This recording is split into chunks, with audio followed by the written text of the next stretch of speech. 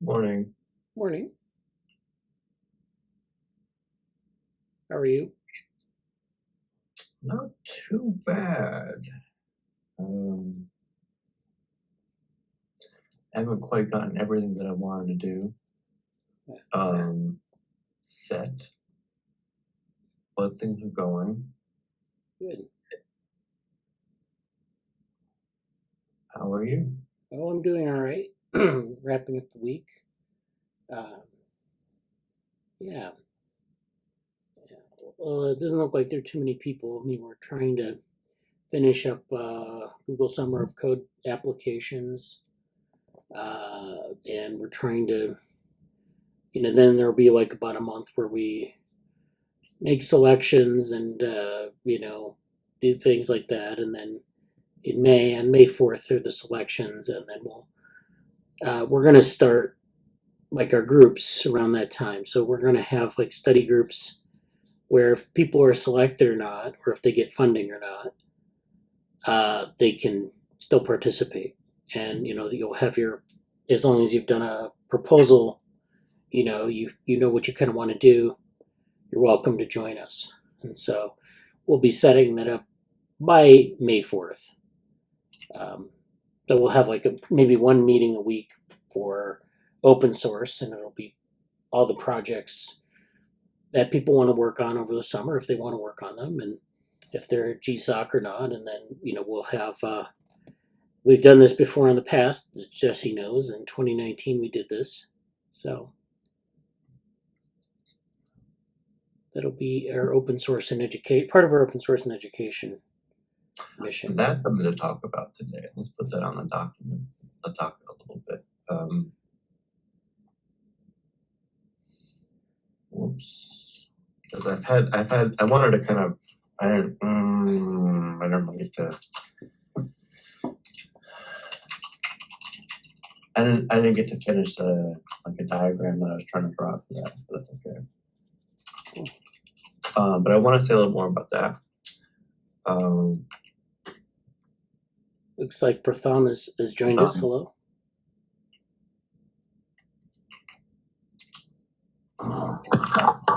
Good morning. Good morning.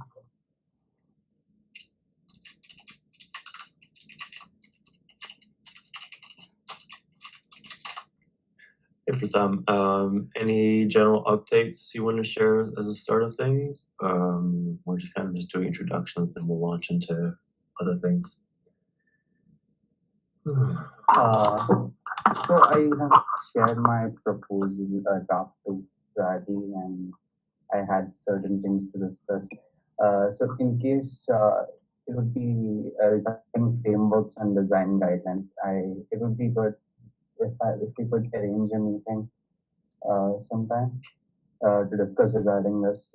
I wanted to discuss regarding probably using frameworks in the front end side, also a design guideline so that as the project scales up, we might need, it would be better if we break them down into components rather than keep them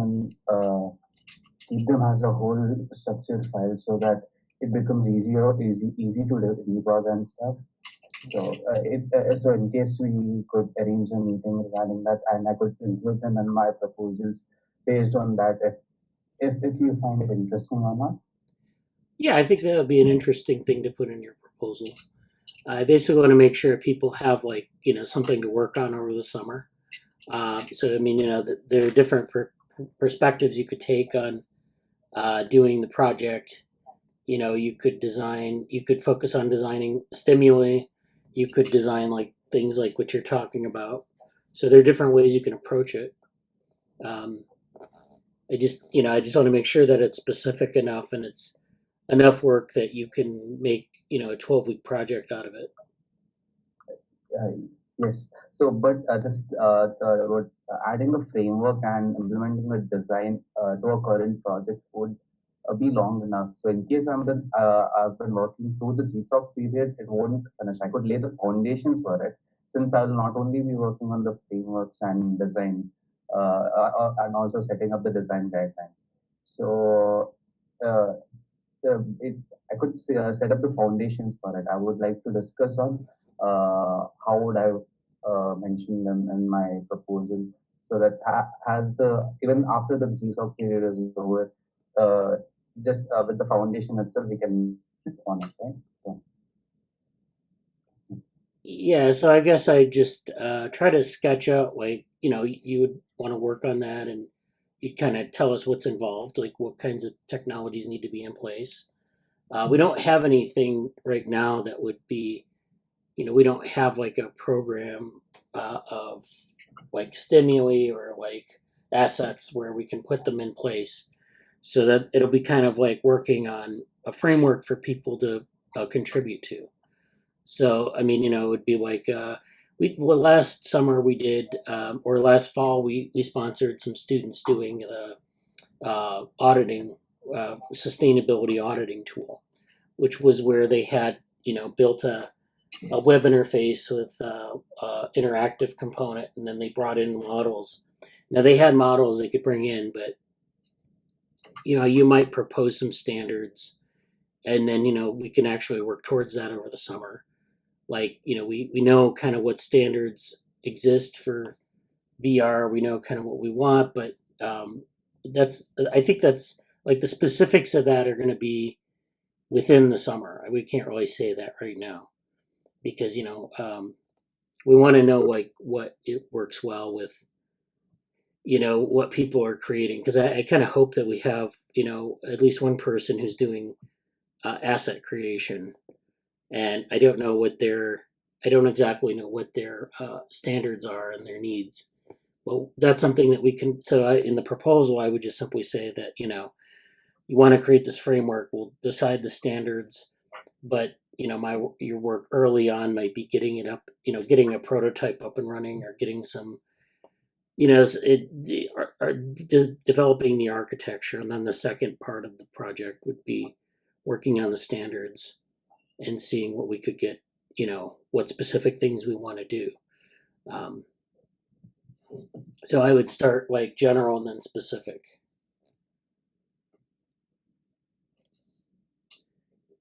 Because you can rescope your project. It's not like you have to stick to every word of the proposal. And I want to make that clear to other people watching this. It's like you can rescope the project as you need to. I wouldn't rescope the entire project. That's not the first thing you want to do. But you want to be able to give enough detail so that we know, oh yeah, you know what you're doing, or you know what you want to do, and then we can adapt it from there if need be. Okay. Just having it as developing a framework might be ambiguous, right? And the entire proposal. So that's okay.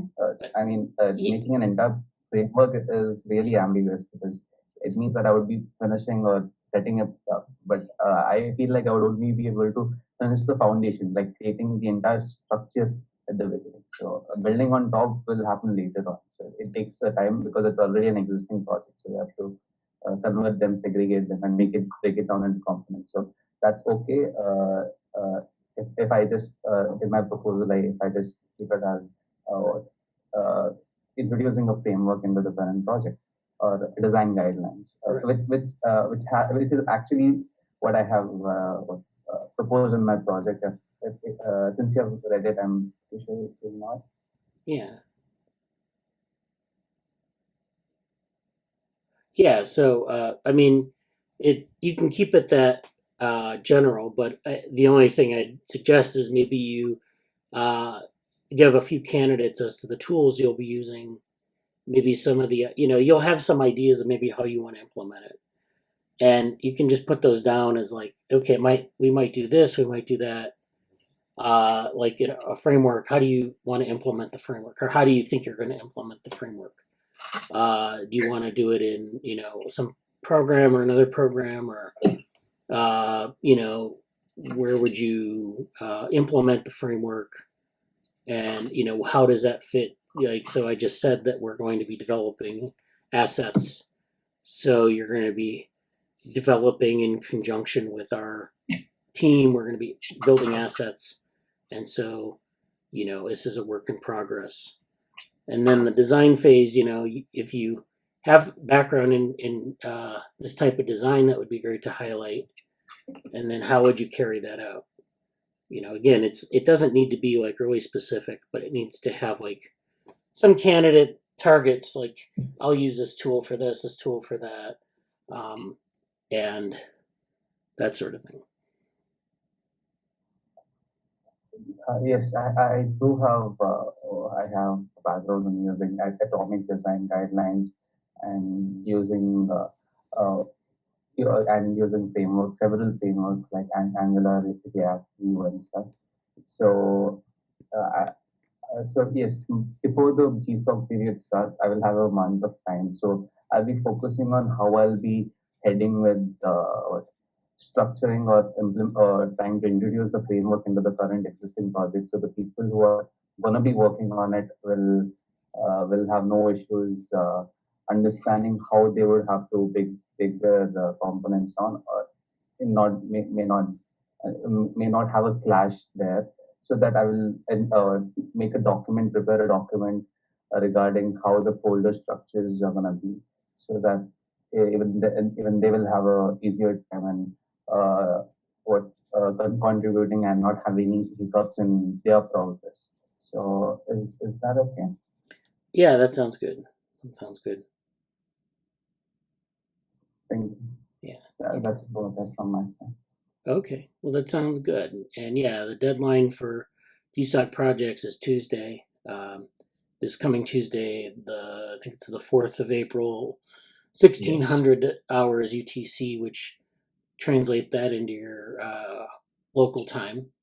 And so and then make sure you submit it. Their interface can be a little confusing sometimes. Like, I've never had it happen that no one submitted, but like you have to make sure the submit button is pressed so that it goes through. Because you can edit it like up to the deadline, but you have to have it actually submitted. Hello, Vrushali, how are you?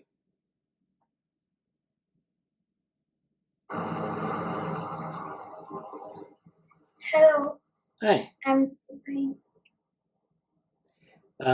Did you have any updates or questions? No, I cleared it yesterday only. I don't have any doubts. Okay. I will update the Gamma platform and submit it today or tomorrow. Okay. Sounds good. All right. Thank you. Is there anything, we can just dive into this.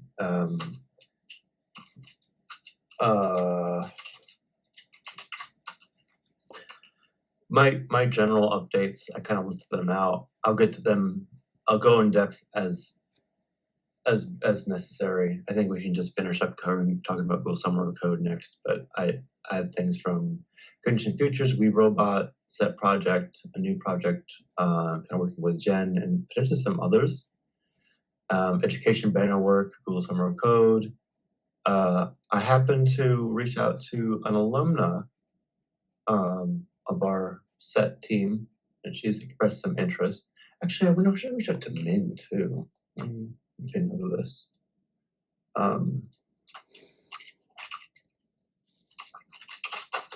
Reminder to myself, because she might be interested in some of this stuff. Working on a CogSci 2023 local meetup that's not in Australia, when it's in Boston. Levin, we may have covered that, but I mentioned just putting that there again. And NICWIC is in 2 weeks, so registration is kind of closed. So if Brian or Aiden want to get in, you maybe still can, but I think they're both sort of not really here right now, so I'll reach out to them a little bit, but it likely will just be me at this event, which is fine because I'm doing a whole bunch of things. I'm going to be on different panels and organizing this and that, and yeah, that's my quick update. We covered Google Summer of Code stuff a lot already. We had a few meetings yesterday.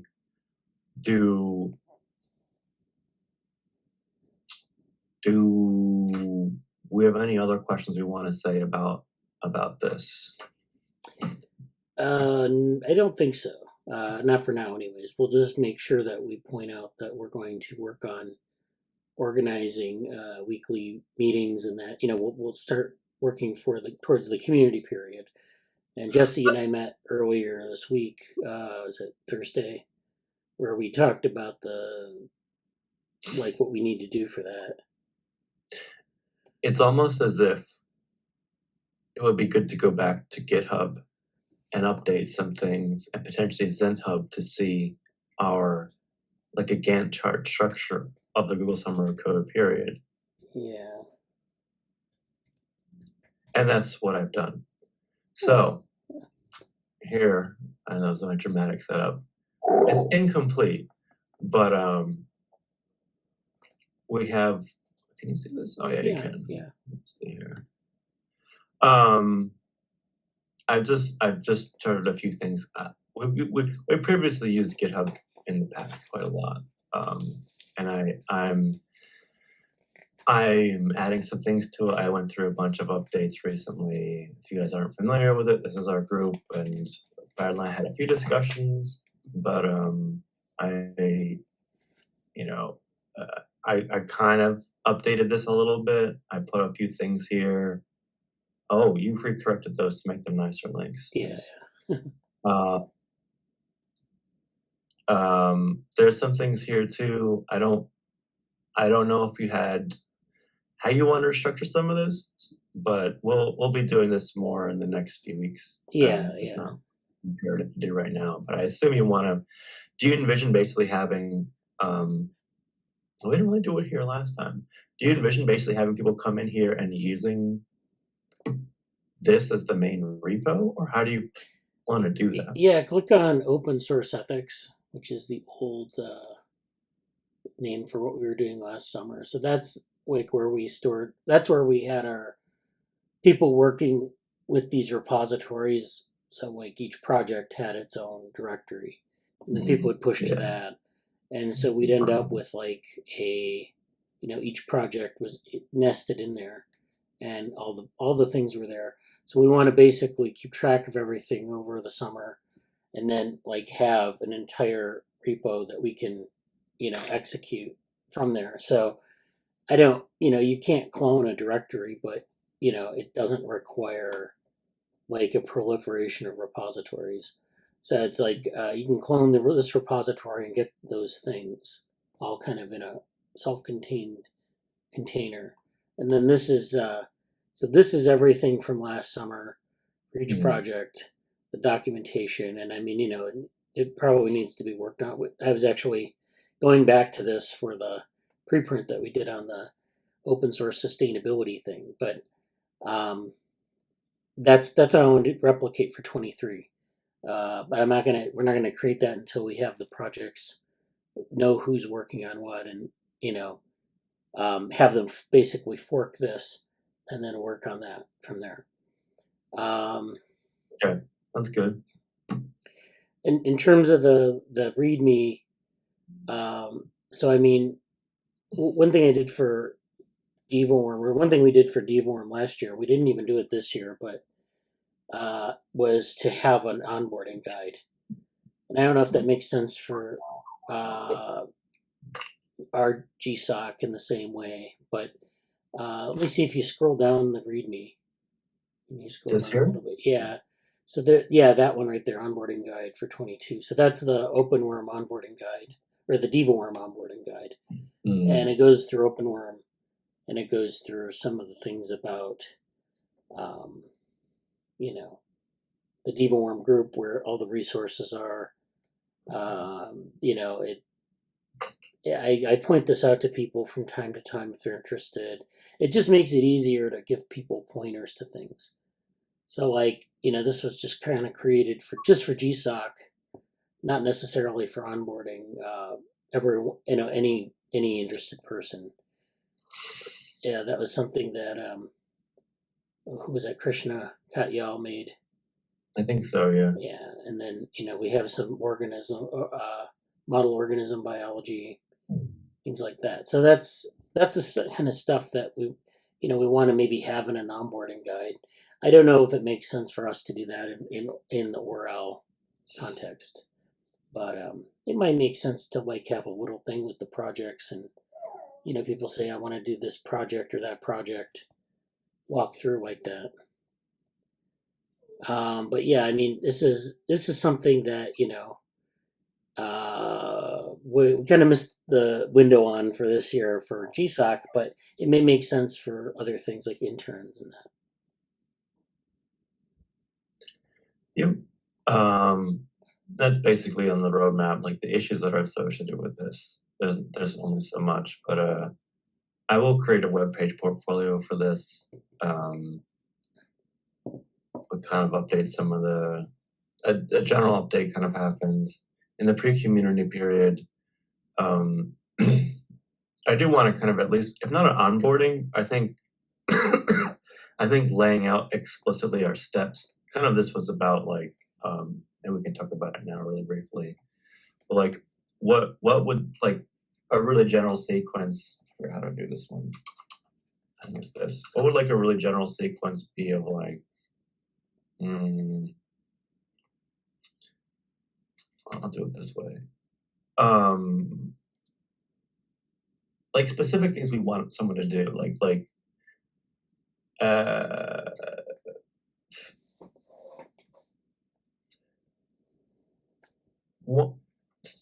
just to go over this again. So for the main, we will make a main like a project. It looks like we're going to make a project entitled repo. Like we will do. It won't be open source ethics. It will be like open source sustainability and VR, XR. Yeah. That would be the title here. Yeah. And then within that project, we will have people like make their first commits and stuff, or how do you see that sequence? This isn't like too specific. I'm just kind of like mapping out. Well, I think the first thing is for them to fork this GSOC repository. Then they'd be, setting up things. So I basically want them to start the coding period. I want them to put all their code there, push all their code into because the idea is that, you're supposed to push your code as you work on it. So I talked to Vrushali about using GitHub, and she doesn't necessarily know how to use GitHub well, and I don't know how many other GSOC students know how to use GitHub well, now that I think about it. It might be worth going through a little bit of GitHub during the community period, or at least what we want for people. Like, how would you make sure that things are reproducible? So, I mean, like, pushing your files, making sure that they're updated, that you don't have anything on your computer that if it crashes, you lose it, that sort of stuff. And, it's not like GitHub is not that straightforward necessarily. Yes. So you can get lost in it. Yeah, so we'll do that during the community period. I want to make sure people know, how to use it. I mean, that's something I thought about in years past, but now I think about it, it's maybe a good skill to. This is something we talked about in the project management course too. So those materials are actually there. Do we? Yeah, go ahead. Finish that. I have a question. Well, no, I mean, I have a lecture on it. It's not like I could just, make it available, cut a version of it for like GSOC and, have people just go through it. But, having those kind of materials there. And then, once we have the community period, which is 3 weeks, that period would be like talking about open source, talking about like how to think about all these topics that, you're supposed to be learning about open source just as much as doing a lot of coding. So you're supposed to learn about like, how to make open source software, how to publish it, these sorts of things. I used to just give people readings and say, let's talk about them. But I think maybe a more formal approach is warranted there. Yeah. And then, go ahead. No, I don't want to interrupt your flow on this. Oh, no, go ahead. I kind of stopped. So what I'm writing down is, I think from last year, I don't recall. I'll just save this for now. I don't recall if we have anywhere a clear set of like learning objectives that aren't like learning objectives from our lab that aren't just the Google Summer of Code like timeline or materials. And I think that might also help with Michael's situation too. And I think we could easily generate some. Like I'm thinking of like just, even if it's just like 5 fairly broad things. Obviously, one of them is how to make open source code, right? Yeah. Maybe some like generic, some project management skills or like open source. It'd be great if someone we knew was doing work in, open source project management course or something. But like the project management work. Also, like I would kind of really love to a learning objective I would encourage, the one we talked about quite a bit in our recent meetings, is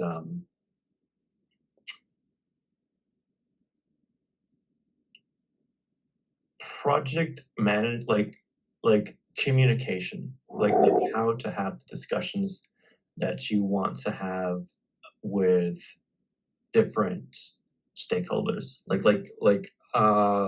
I don't know, like effective. I don't know what to say, like PM communication or something, but like what to talk about, how to talk about deadlines, how to talk about expectations, how to talk about understanding like where you are relative to the things, like kind of getting a little bit of literacy about that. A lot of like it's come up in the last few weeks in these discussions here, but I think I would love to write up something about that as a learning objective, I guess. And then so that's 3 already, So I don't know if you want to add anything else to that in a really broad, high level way. Like anything else you want to. Well, I have some readings that I'm going to distribute, and people like there are a couple of books, and some papers that are articles that are sort of relevant to different topics. So I may go through those and find some things. It's basically there's a book on sort of how to do an open source project, things like that. So they're very we have some resources on that, so it might draw from some of those too. Just kind of like we'll call it process. And so this is like I guess it goes to 1, but it's just kind of like. Actually, the other thing too is the community period is the community. So our community is all the projects that we have. And I know people have been attending this meeting and you get a taste of that. But we don't have we have the open house stuff from last year. And, that's all kind of on YouTube and it's not like transparent. So we might actually do, kind of getting into that content and kind of going over what's there. Yeah. We get a comment in the chat here. I wasn't quite sure what Vrushali wanted us to share in the Slack. Probably about the GitHub materials. Yeah, we'll share that when we make it available. Yeah. Let me do this. No, I haven't used GitHub's Markdown for this in a while. Oh, just this.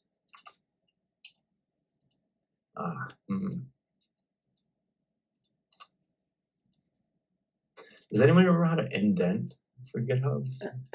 I can't remember. I think it's like a couple of straight lines. No, I don't think that's actually the right. Oh, like something like that. I don't know. Doesn't matter. Yeah. That's not important. This is purely just like experimenting right now. I'll just write these tentative learning objectives right now.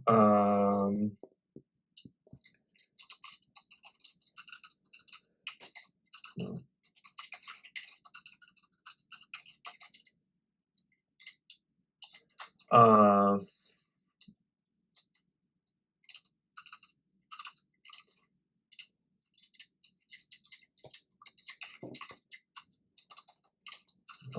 wrong. Oops.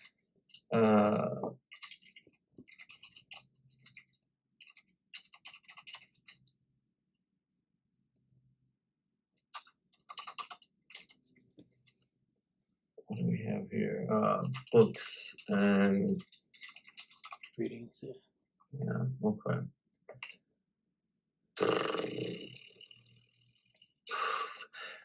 Right. Well, we'll sort that out later. That looks good for me. Courses written here. Yes. EM courses. EM course. Oh, project management. Okay. Yeah, project management. That's not, you won't have to be taking that. It's Bradley. I don't know if you've seen any of the meetings, but Bradley's been doing a management course, and it was kind of related to some things from that, kind of referencing. This is all stuff for us to be. The participants don't worry about this right now. This isn't anything you have to do. This is us talking at an administrative level about what we have prepared for you before the summer begins. So this is an admin situation. Yeah, so this is kind of a preview of what you'll get, but we don't know yet what it's going to look like formally. It's just planning stuff right now. Yeah. Yeah. So yeah, I think speaking of which, I think let's move on to the project management. I want to go through this week's course, and then we can come back to the the submissions and that. Yeah. I don't think the only pressing stuff I'll say, and I don't think anyone's here for it, is NICWIC is approaching fast, so that'll be our major focus. But we can go into the project management stuff. All right, yeah, I think I don't know if we have any other deadlines that we need to do. I think you said robot as being robot has been partially submitted. There's a few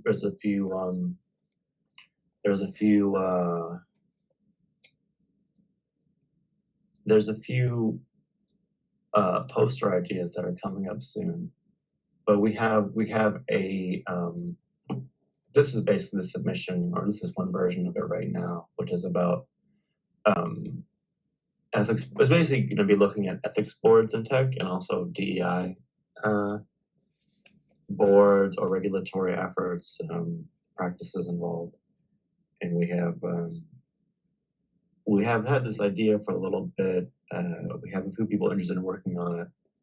We have this is a paper submission. I don't know if it'll get accepted outright, but I think it might be. They'll probably said, "Hey, do a poster on this." But if we do, it would be pretty cool because it's going to be part survey, part review, and then hopefully we have opportunity to do a few more interviews and a few surveys, and just to get some feedback about maybe best practices or issues. Also, I don't think I put this in here, but I always think it's so critical, and I try to bring this up, especially at events like NICWIC. What should you know as a professional in the field? I feel like there's very few. That's maybe not a paper deliverable, but a really practical deliverable from us is what should you know? And some of the books, I know Jen has been reading The Diversity Gap, and Viral Justice is coming up. I'm familiar with Algorithms of Oppression and some other things like DAR, Ruha Benjamin, Tunisia Brew related. Also, I didn't mention here, but Ramon Amaro. And oops, I don't know why there we go. That was weird. But there's progress here. There's also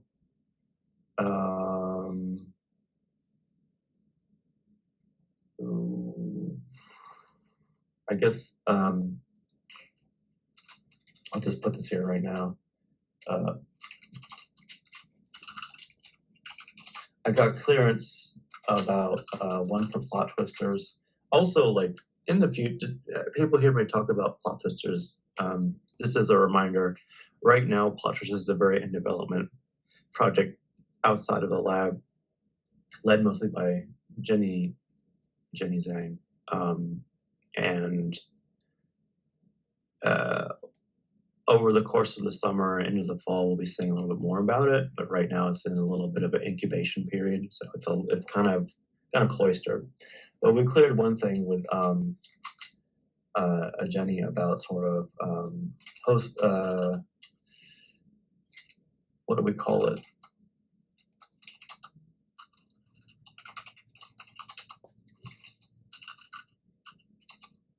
Basically, I don't have the words for it right now, but it's basically about how we're designing a digital world, digital environment people interact with, but imbuing it with sort of emotional literacy, imbuing it with theory-informed things about like some regulation, some Lisa Feldman Barrett and Thomas Fuchsian inspired things about how emotion is constructed and how someone can be an active participant and have literacy about that.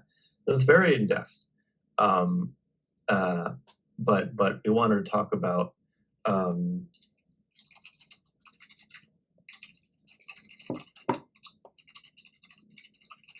have like tentatively focusing a bit on like doing that in an informed and responsible way, and that's kind of a, like, yes, trauma informed but responsible also in a sense of part of the paper and part of the discussions we have been having for months, literally months now, which is like wild to say, since January, February, March, and even like November.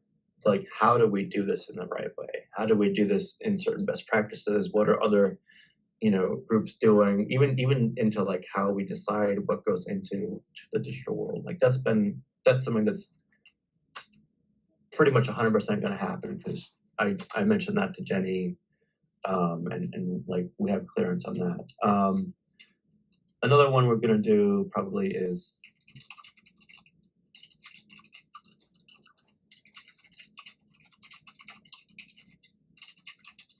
this isn't obviously the real title, but like we're going to probably do an update on that project, maybe even taking a little bit from Google Summer of Code stuff, if there's overlap or not.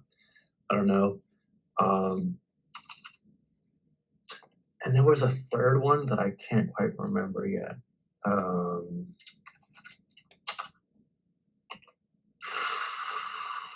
Technological development stuff. There was one I think it was about something about this, but I don't recall what it is. But we have one paper and 2 to 3 poster submissions that we're going to do. I'm optimistic about the posters because we got 2 in last time. I didn't expect to get any in. It's here in Boston.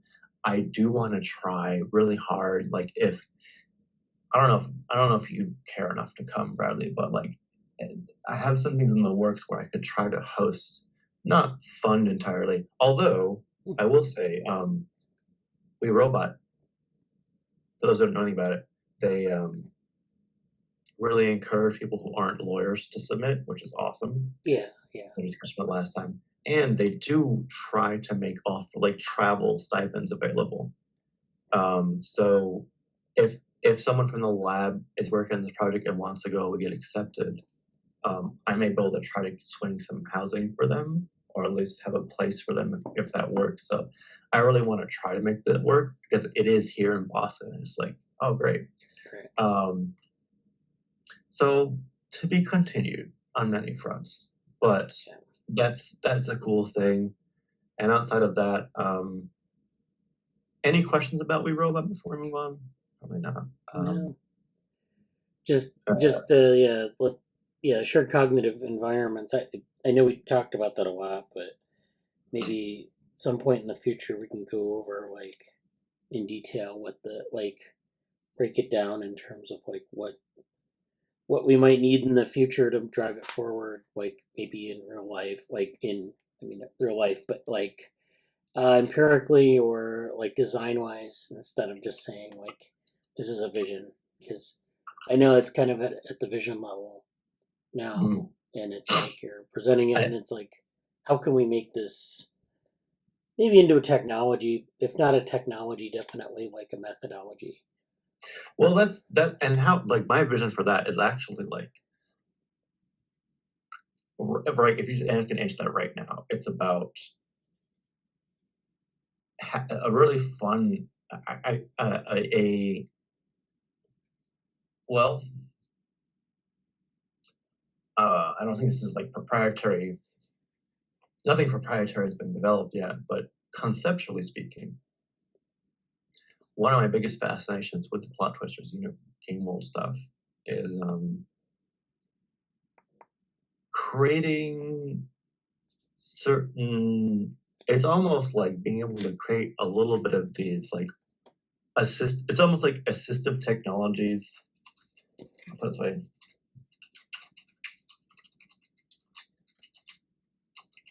For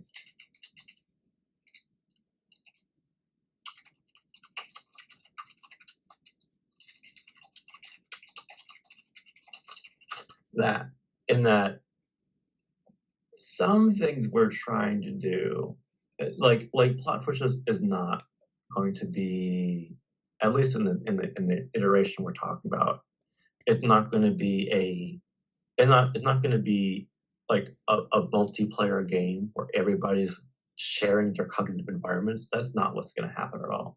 However, I think there's some actual overlaps in this case because some things are theory informed, and because we are like part of what's happening in plot twisters is like literally developing in a gamified sense a particular theory of emotional description, emotional like components and how they relate, and some generic like symbolic relationships or combinations or permutations of some of the elements and how they relate and how they construct both.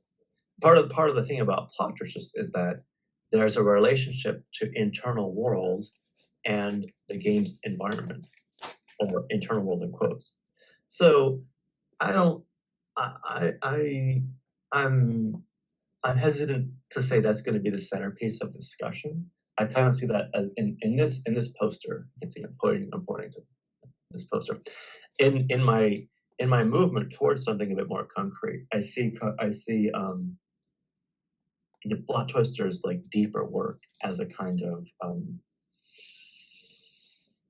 case study. I mean, that's what it was last year in a similar thing.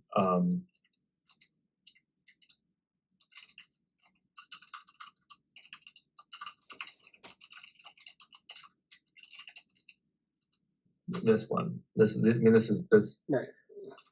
That was last year too. So kind of like I think merging both of them into this would be interesting. But that's just a few quick notes on this for later. It's good to do, but Yeah. Okay. So yeah, hello Morgan. How are you? Morgan. I'm gonna share my screen now. Yeah, you can jump into that. We'll do the education banner discussion after that. All right. So let me go to the stuff that we've been doing for. Joining from Mexico. Morgan's in Mexico. All right. So I wanted to get into the project management stuff, and this is this week in the course we finished up with Unit 4, and we started Unit 5. So Unit 4 was project scope and types of contribution, where we really tried to define sort of the scope of a project with respect to issues that you might put on a project board in GitHub or somewhere else. And the idea being that the scope has to be optimal and the types of contribution have to be the same. So if you create an issue, you're creating an issue with a name, it has a length, it has a description, and then that should link to some sort of contribution. So this was actually a lecture. It was a little bit more abstract than the typical other two lectures in this unit. This lecture was on complexity in technology and how our projects are very complex. And so when we talk about the optimal issue size, this sort of complexity can get in the way, or sometimes we can exploit it for our own purposes. So a question I posed was, can we tame the complexity inherent in technological projects? If so, why? And so that's kind of a rhetorical question. The idea is that you want to have, you can linearize problems, but that's not necessarily always the best thing to do. Sometimes you're kind of removing a lot of complexity that you need to embrace. And so we talked about keeping things under control in the way that Kevin Kelly talks about it in his book Out of Control, which is where you have all these technologies you're sort of juggling, and they're kind of like they exhibit these sort of collective behaviors, especially when a bunch of people are using them, that are sometimes not easy to control using top-down linear methods. And so you need to think about embracing some of that complexity. For example, you see a lot of emergent phenomena in some of these projects because you have so many people working on them, and it's so irregular, and there are a lot of things you can't predict. And so, this book actually, I think, is a good object lesson in the design of technologies for this type of project management. This book is about 30 years old, and he talks about a lot of technologies that, I think I mentioned this before in the meetings, that is like, the technologies seem like they're quaint, but also they're very timely. And these technologies he brings up in the book are examples of these kind of technologies that exhibit emergent phenomena in and of themselves. And so that's something we have to think about when we create issues and we try to linearize our methods. He talks about technologies of adaptation. So these are phenomena that, involve, sort of distributed working groups, distributed intelligence, projects that evolve. And so, when we have feedback, which we often do in projects, these projects can become lifelike. And I know it's a little bit weird to talk about projects being lifelike, but they have these properties of living systems that we don't often appreciate. And I kind of I went over this idea of the neats versus the scruffies. So a lot of projects that we're working on now are very scruffy in their nature.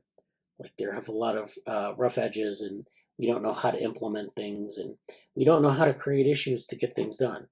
But over time, you can put a timeline on it. Eventually you'll maybe get to something that's neat. So you have things in nice, neat little boxes, and they make sense. But sometimes you can't do that.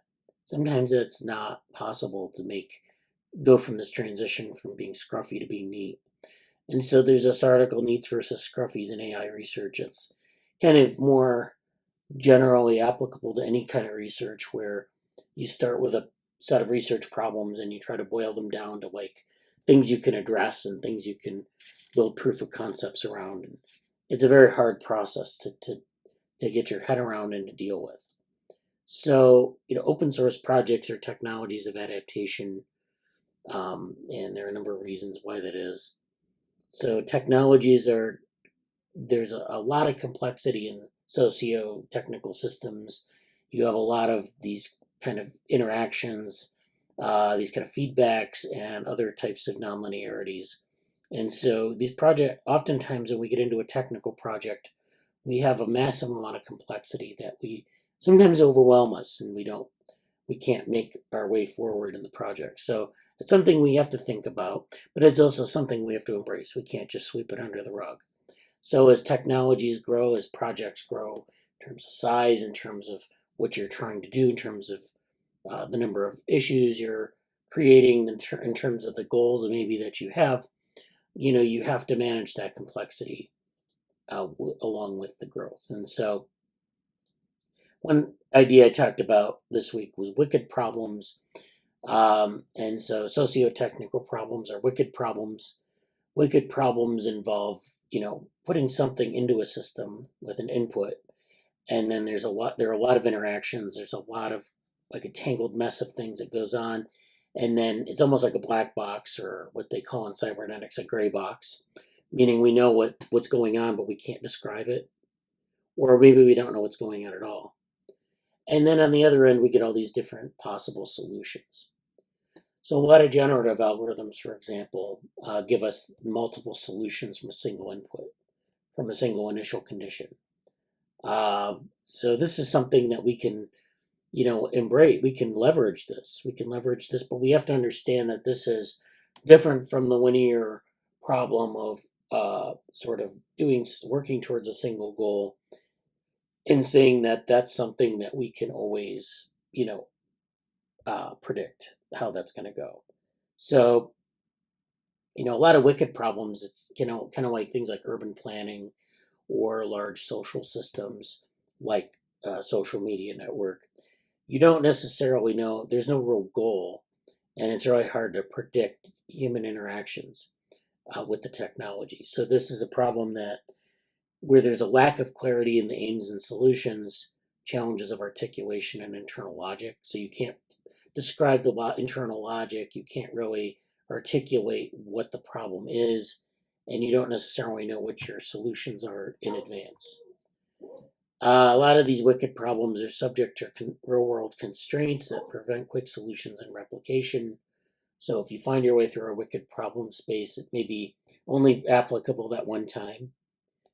And then it's impossible to solve these kind of problems in a way that's simple, complete, or final. And so an example is where the butterfly flaps its wings and it affects the weather in another part of the world.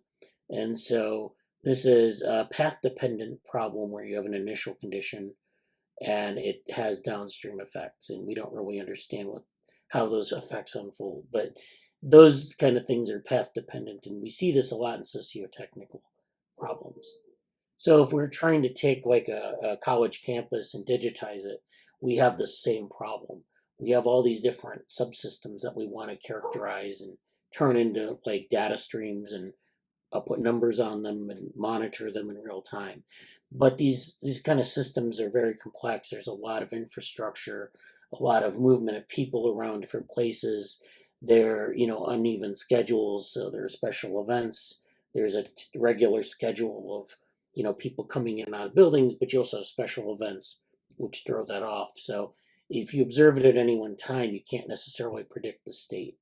And so this is something that, that's a problem that's very nonlinear, very wicked, and you would have trouble sort of addressing these with conventional issues because there are a lot of things going on that you can't necessarily predict or maybe even see through to a goal. Now, that being said, these systems have been built by humans through, these sort of goal-oriented projects. So you can build a system like this. It's just that you can't necessarily manage it. So is linearizing the problem the answer? And so it depends on who you ask. If you have a system with few interacting components, you definitely want to linearize it. This is not the case with wicked problems. So this leads us to this idea of the Sinofin model, where they talk about clear, complicated, complex, and chaotic problems. So a clear problem is a known and familiar problem. It's an industrial process that's well documented that you can mass produce things with. Then you have complicated problems which are knowable, which means you don't necessarily know them, and they're unfamiliar, but you can learn them. Then you have your complex domain, which you can see there's a beaker with little gremlins with lab coats on, and that's usually the unknown, and that's usually the domain of science, where you do scientific experiments, you try to know the unknown, and then characterize things, and then they can become, knowable and maybe unfamiliar, and then you work to familiarize yourself, you know what's going on, and then you make them clear. So, like, synthetic biology is an example of how this is proceeded. Synthetic biology is where you're manipulating cells with different genetic constructs, and then you're, basically booting up cells with genes. But to do that, you have to understand how the genome works, how different knock-in genes or knockout genes affect the phenotype, and then you have to build constructs that are controllable. And then once you have all that in place, then you can actually do the engineering and be in this clear domain. If you're in the chaotic domain, things are unknowable.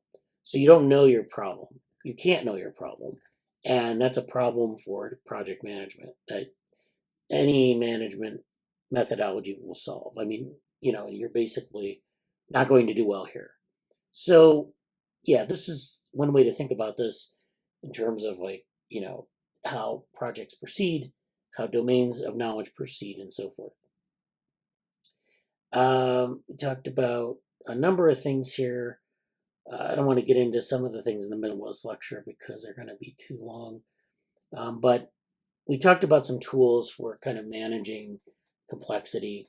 So, you have tech toolboxes where oftentimes it's maybe important to take a middle ground between what they call tech chaos and rigidity. So there are two approaches. One is the Wild West approach where, you might say you want to solve a wicked problem and you give everyone on your team full autonomy and you always embrace change. And so that's like kind of this embracing complexity completely. The problem there is that you risk issue and technological sprawl. So you might end up creating like 1,000 issues that you'll never get through or solve. Or you might adopt every single technology you can get your hands on, but you can't manage it, and it's very hard to then build a path forward. So you can't build a tech stack that's reproducible or things like that.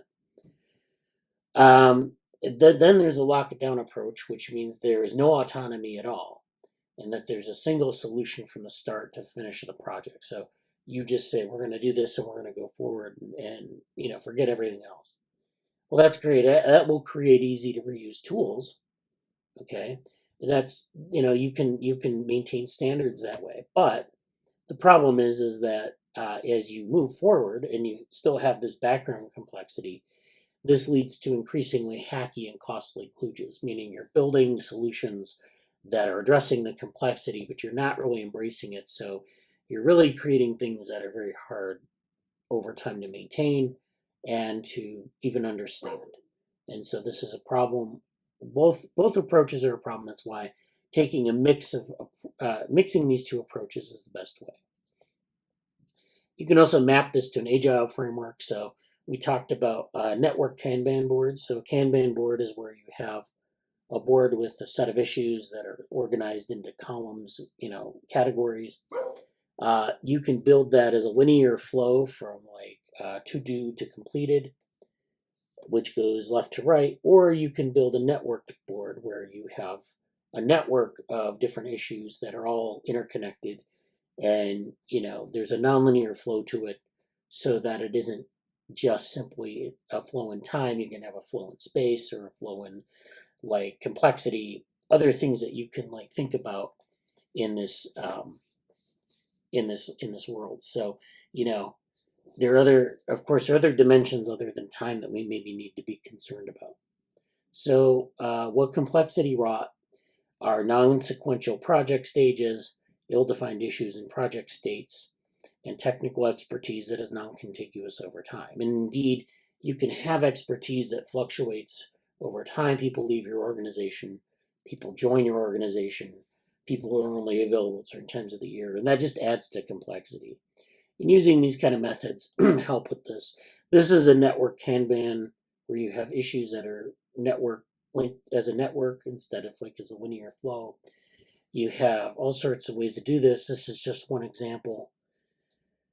And then you have open-ended approaches to open source. So you have a project that evolves, but there's this idea of open-ended evolution, which means that you just kind of adapt to the local conditions.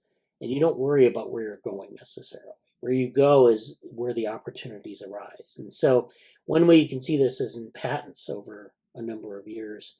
So there's this patent space that was analyzed in this paper in Artificial Life. And they basically took all the US patent data and they looked at it and they saw two trends. They saw that new forms of technology emerge over time. So you can see over this period you had the electric grid, you had the electric light, you had the automobile, you had digital computers, and so forth. And you see that patents follow that trend. They kind of pick up on new technologies. The other thing is that you get unanticipated innovation. So we didn't really anticipate, say, the digital computer, the internal combustion engine, automobile. Those things, you could anticipate them maybe 10 years before, but not more than that. And so you wouldn't even know necessarily when innovations will take off and which won't. So, that's something that we have to think about in project management. We think about this as an open-ended process where we just see where the world goes and then follow up with our goals and rescope our goals. The other thing we talked about was this project lifecycle and sustainability. So we started in lecture 5 or unit 5, lecture 18. And so we talked about project lifecycle. We talked about the hype cycle. We talked about different time periods that you might think of your project in. And the idea is that you want to do your project over the long term. You want to plan for 10 or 20 or 30 years. And so, some of this is stewardship of open resources. So how do you make software platforms both relevant and usable over time? And how do you engage people to do that? So one thing we talked about was the idea of a maintainer, people who maintain projects. If you don't have good maintainers, you run into security issues, but you also run into the specter of an unmaintained project. So you have projects that are unmaintained. They're not updated with the latest things, and so it's hard to keep those relevant to people. Sometimes you have irregular schedules in open source projects. So, this is in our DevoWorm group. We have this project called DevoLearn, and we don't get continual contributions to that. We get them over maybe the Summer of Code period and Hacktoberfest, and that's about it. And then the other times people don't really do anything with it. So this can affect your ability to maintain your project, the ability to make it relevant to people, the ability to keep things, going in the project in terms of momentum. So it's something you have to think about. And then, so there are different resources to learn about how to, have a culture of maintainers, how, maybe those maintainers can be fostered in your community. There are other types of things that you need to deal with. There's, bringing in different types of contributor who might have different goals and different things they want to get out of your project. Keeping that pipeline going and keeping people engaged and keeping them in the project is good. You don't want any leakage in that pipeline. You want to bring people in and, help them do their contributions. Sometimes conflict can be good if it's this sort of adversarial design, or if you can restrict it to argumentation about things. Sometimes conflict can make for more engaging meetings and more creative outcomes. But of course, sometimes conflict is bad, and so we have to think about that. We want to focus on the ideas rather than the personalities. Other times you have people who want to contribute something, but it's really out of scope. And so you don't want them to waste their time. You want to give them good information up front about the community goals, the sort of the community standards and the project goals. But sometimes people will submit things that are out of scope. And, how do you keep your contributor workflows moving in that sort of scenario? And this article talks about, closing out pull requests that are out of scope, but maybe taking things out of that and reusing them for other things. So there's strategies you can use to deal with conflict. There have been studies that show that conflict has a negative effect on the long-term viability of an organization. So we want to be able to manage it. This is conflict between contributors or conflict between people manage the project and other people in the project. So there are all these sources of conflict that you want to, first of all, you want to make conflict positive if you can, but you also want to be able to, mediate conflict as well. So the project's going to also be a series of goals over many years and contributions. People want to get something out. You want to bootstrap people into open source contributions. You want to start by having them do something that is more than nothing, and then do something more, and then let them kind of find their path. But you want to keep them going with these good first issues, and then maybe issues that are a little bit more involved, and then build up from there. And so you can do things like have an open mentorship model. This is just kind of the stuff we do in the lab. I talked about some of our Google Summer of Code work. And, this is a timeline of 3 or 4 years where we start with a problem for people to address. we build software, we promote the software, and then we try to recruit maintainers and have published versions of the work. And we can create all sorts of different types of software and intellectual activities surrounding this stuff using this kind of a method. And so, we again have this. This is the open source sustainability project. This started in 2021. It was based on a discussion about the effect of the Log4j crisis in open source. And then we started to think about this a little bit more broadly. How do we address this sort of sustainability issue? And then we started with this adversarial approach from last year. So these were our 3 GSOC students from last year. They all produced their own software platform and took different approaches to it. Then we, want to seek funding for a maintainer project, which we've developed the sustainability tool. We'd like to seek funding for that and maintainers and all that. And then finally, we have a preprint on these different platforms with respect to the sustainability tool, and that will hopefully drive more involvement. So there are ways to bootstrap a lot of the involvement.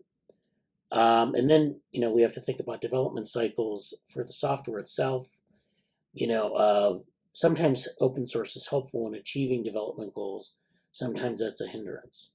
So what I mean by a hindrance is that sometimes the development of the software is too rapid for these open source affordances, like the development of wikis and docs, and the general understanding of what you're doing. And this goes back to the complexity thing I talked about earlier.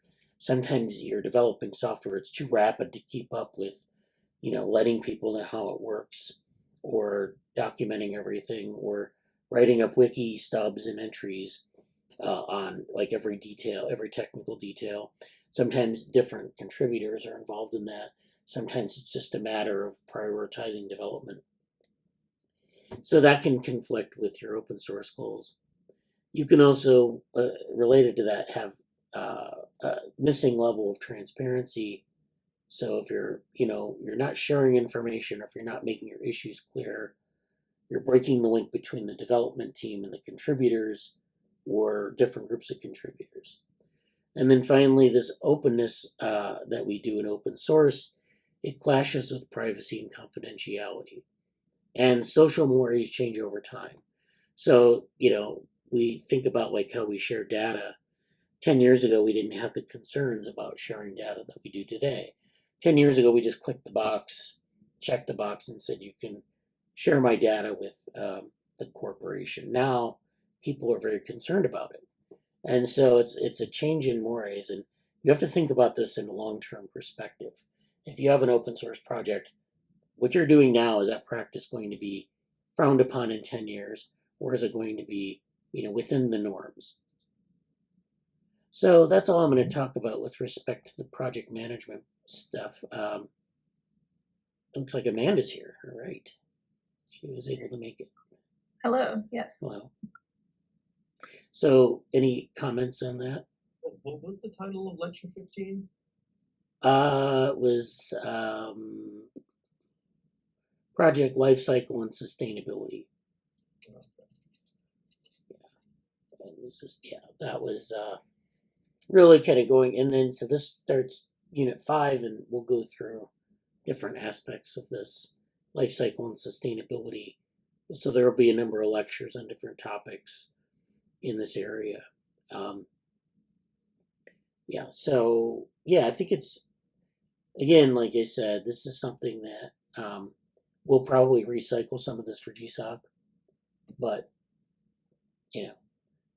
Yeah, like this is all relevant to things happening in other groups that I'm in too. So,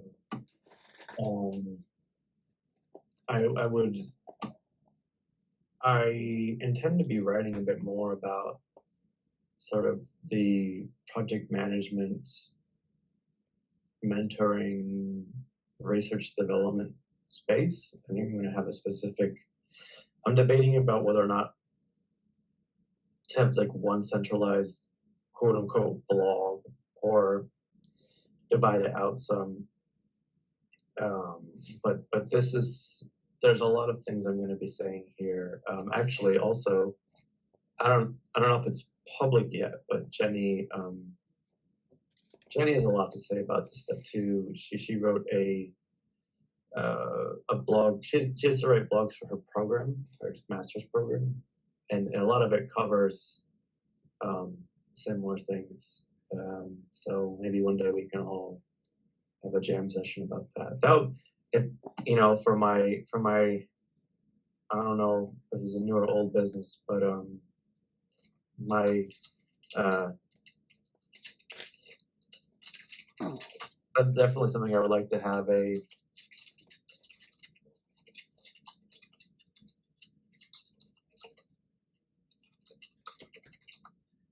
that would be a great thing to have. I'm starting to make a list of these things I'd like to have. Just there's so many great conversations that can be had that are maybe in the space between. Well, I don't really want to say they're podcast inspired, but like something of that nature that we can have, and that kind of get kind of tucked away and lost in these like partial conversations in the lab. So I really want to center those, but that's a little bit later on. As far as the actual content, it's very good and very relevant. But, yeah. All right. Yeah. Anyone else have anything to add before we move on? Or outside of that, like if Morgan or Amanda want to give any general updates, I'll join later. But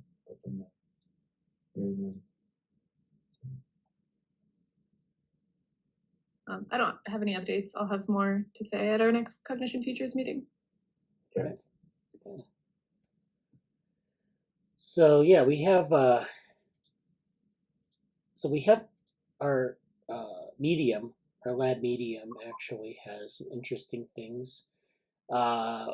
We had 2 contributions this past week. So Ankit Grover published the thing he talked about a couple weeks ago in the lab meeting here, is ChatGPT and RNN. So this is a recursive neural network. So he talks a little bit in this post about how he is using ChatGPT to understand research, and he kind of gets in.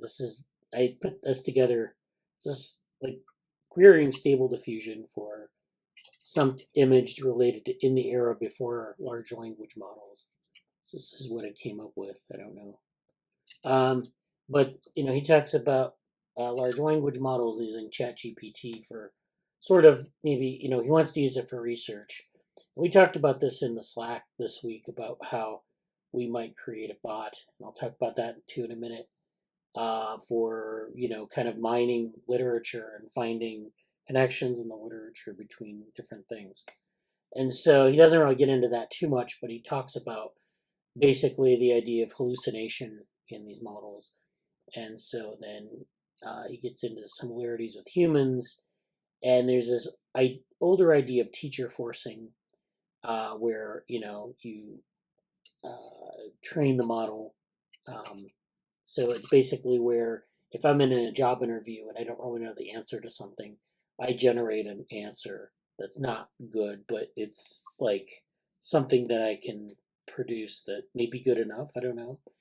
And then teacher forcing is where like the interviewer for that interview will give you hints as in which direction to go. So you're not just operating blindly. I mean, you are operating blindly in that you don't know the answer, but they try to guide you to the answer. So this is teacher forcing. And so he talks about this idea of implementing teacher forcing with an RNN. And then, this is how he kind of envisions it and the architecture. And then, so this is ChatGPT something on steroids as an unrolled RNN across time. And so this is kind of the idea he has. You just basically have this RNN. It's running across time. It's putting together sentences, I guess. It's using a ground truth, which is the teacher forcing. And then you end up with something approximating. I guess you also use GPT in here. I don't really know the details of this, but anyways, you can read it to find out more. You can have an infinite memory RNN with teacher forcing, and so that should improve some of the hallucinatory effects of the typical large language model. That's what he's proposing. So this is interesting. That was I think March 27th, which was, I don't know, it was what day was that? I can't remember. But anyways, 2 days earlier or a day earlier, I had put together a summary of our embodied intelligence workshop contributions. So we did the embodied intelligence workshop about 2 weeks ago, and we have a write-up on this. So Jesse, Amanda, and myself, congratulations for successfully participating in the workshop and putting together some presentations. So there were some interesting things at the workshop. There was a lot of soft robotics, but there was also some discussion of computational neurophenomenology. There was some discussion of large language models and whether or not they're embodied. And there were these xenobots, which are these developmental, like based on frog embryos. They're these little robots that can develop, and they have a body, and so they're frog embryo inspired agents, basically. So there was a lot of interesting stuff at the conference. Jesse did a view from 2023 on the methods and philosophy for embodied cognition. So this just kind of goes over our current sort of status of cognition futures. We have a number of things we're interested in. We're thinking about this in terms of the future of cognition and how to reinterpret cognitive science. So, we, like every year, we have some highlights of things that we've done, things that we talk about. And this is something that I know we've talked about putting together a preprint for. This is something maybe, there's maybe it's a preprint or maybe it's some other artifact that we can put these ideas together. Because I know that Jesse's done this talk, I think 3 times now. We did it in 21, 22, and 23, if I'm not mistaken. Well, I don't think it was exactly the same talk because Yeah, it's updated, but I mean, like, you have 3 versions of this. Yeah, there's stuff to move forward on it for sure. Yeah, so I mean, well, it'd be interesting to compare across time. Like, what is it in 21, 22, and 23? What was how was it updated? I say that because I've done, like, I've talked about this before, where we'll do a talk, or I'll do a talk, or, and it'll get updated as we go through. So the intelligence offloading series of talks, for example, was updated. We did the intelligence offloading workshop, and then we did the EI workshop, and those are 2 different talks. They're updated in different ways, and so that's something to reflect on. If you go back and look at those different versions, you say, oh yeah, okay, there's a common theme here, or there's some things that maybe we need to pull up, bring them forward, and say, okay, this is something definitely that even if it involves like diagramming out like the path that you're sort of forming by doing these different versions of the talk, that would be great. Yeah, and a lot of that's directly related to some of the basically project management work of the methods project itself, which we have made some progress on, but it needs to continue to be made more explicit, more concrete, for sure. Yeah. So yeah, that's the cognition futures work. Amanda is presented on embodied neurophenomenology. I think it was a great talk. It was her first attempt at this, and it's a very hard thing to do in like 5 to 8 minutes, because you have like this huge area of research, and you have to like boil it down to like what's relevant in 8 minutes and what's your view. So she did a really good job of that. As you can see, there's just a massive amount of potential paths forward here. This is interesting, this idea of neuropsycho-evo-bio-physio-phenomenology. So we talked about this as like a sort of a multi-dimensional space where you have these different poles like neuro and psycho and evo and bio, physio. So like you could imagine that there's like a pure psychophenomenology or a pure biophenomenology, or a pure neurophenomenology, and how would those differ? And then what you're trying to do is get that interdisciplinary space. And I think Varela talks, of course, about this combination of different prefixes, and how that, what does that look like? I think that's a really interesting path forward. And then then she discusses some application domains. So for AI robotics and for health sciences. So that's really nice to have those distinctions for applications. And of course, we don't know really what the applications are, but that's what a lot of people do in talks. They have to put that slide in, but it makes it relevant to the people at the conference because they are thinking in terms of that. They say, "How is this useful to me?" And so if you can answer that, they get excited. Anil Seth used the term wetware. I don't think I'd heard that before. He kind of was talking about the same. There was a little bit of overlap between what he was getting at in the plenary talk and some of this stuff. So he had a similar implication for robotics, and he used the term wetware, which I thought was good. A material implementation of the AI that is trying to the material itself is trying to mimic a living system, in addition to the software trying to mimic or be intelligence. The hardware had to embody certain properties as well. Yeah. I'd really like to go into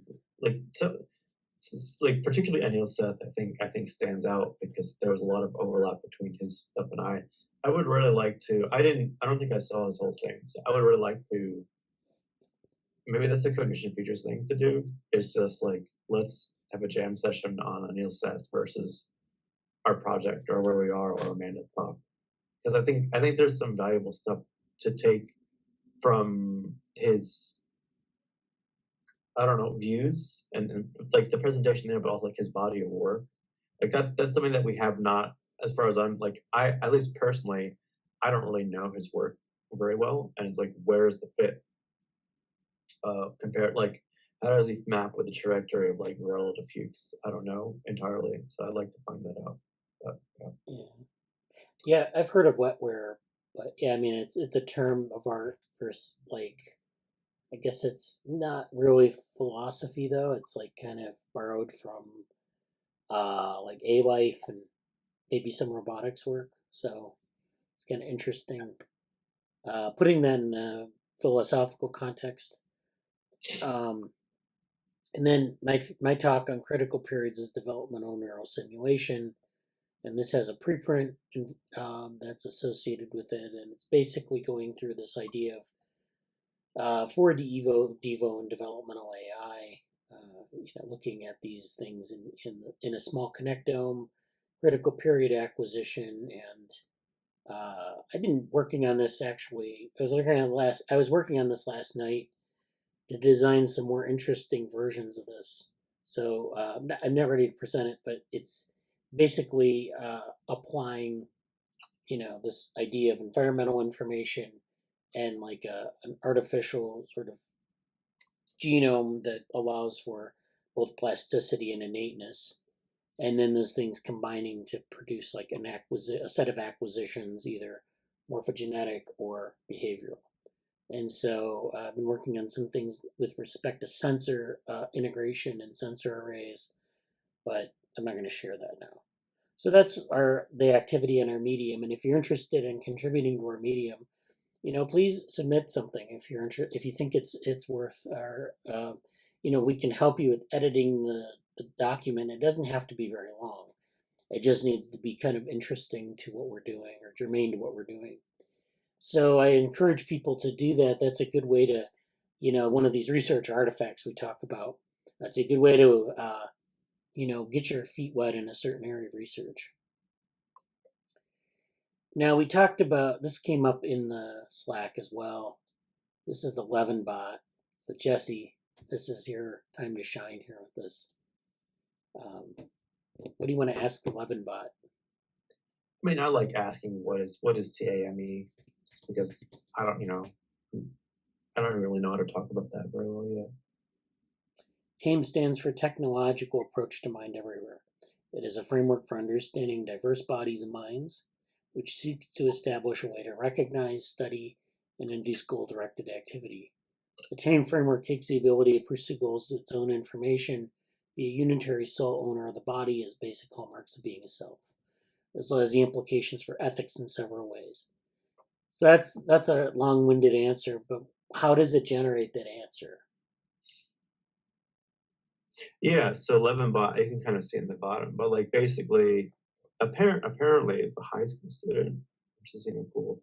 But basically, Levinbot was trained on a lot of papers and presentations from Levin in his lab, and so it kind of creates this chat bot that you can, I wouldn't say talk to, but ask questions with about Levin's work, and I think that's a very very interesting concept, particularly for folks like because so much of our the arena that we're in has a lot of idiosyncratic views and takes on things, even schools of thought. So I think it's a really appealing concept, in particular, like great for Levin, because Levin's work. Why I'm happy that Levin started with Levin, because Levin's work is so, he's got his hands in everything, and it's quite useful to that end to get his, like, what is his written work about it, or at least something that could offer sort of the chat GTP generic start, the simple starting point, that as with all these things, they're not written on the tablets from the author in sort of Yod to Moses biblical sense. They are just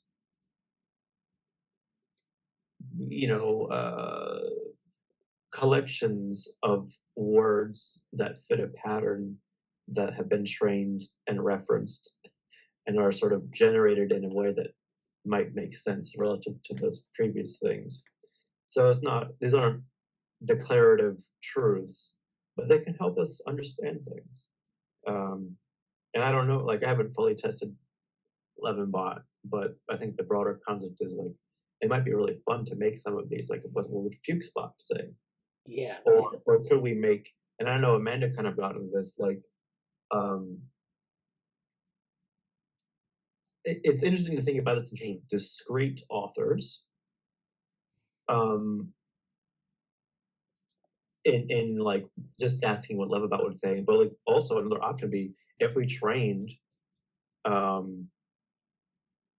what's this one say? Mesozoic? Yeah, I don't think he's ever talked about that in this. Oh, nice, it comes up. So it just gives it gives an answer. I don't know if like it's trained another thing. Yeah, it's custom GTP plus chat GPT, so it's gonna give an answer. Okay. So it's a build on to chat GPT. I just saw that, yeah. I know custom GTP is like this sort of the person. I think it's like two brothers or a family or something working on it. Because one of them like kind of reached out to me, was like, "Hey, yes, it's great. How does add value to your stuff?" And it's like, okay, and that's cool. But so having the discrete authors is cool, and I don't know if this is what Amanda can say more about this directly, but like having something that would summarize both like our notes in general, or like training on our notes and our discussions like from the lab or ideas would be cool. And I also thought, like, what if you trained it specifically on like if you really wanted to get deep in the weeds, like what would, like, how significant could we get to training about like this if it was like basically to the point of simulating almost a conversation between like Levin and Fuchs, or Levin and Fuchs and Varela? Could we get 3 useful categorizations and say, hey, Levinbot or whatever three-headed bot, how would you compare Levin's TAME versus, I don't know, Varela's take on cognition or something like that? or a specific aspect of his theory, or something from Unbecoming, where or one of his papers, And I think I don't know how you use that's a little bit into the speculative area, but it's a really interesting concept of excuse me, of might these be ways to make? I think the big thing is like something like this could make so much is really obscure and really a lot of work that's maybe very specifically done. Like if we could throw whole books in there or a bunch of papers and just say what's a slightly more accessible, if not a little bit diluted take on things, relate to that. Going off of how we were talking about how the word representation has been used to mean different things, I'm imagining like we train the bot on our chosen set of papers, and then so it's like a curated data set. We're not like Googling what is representation.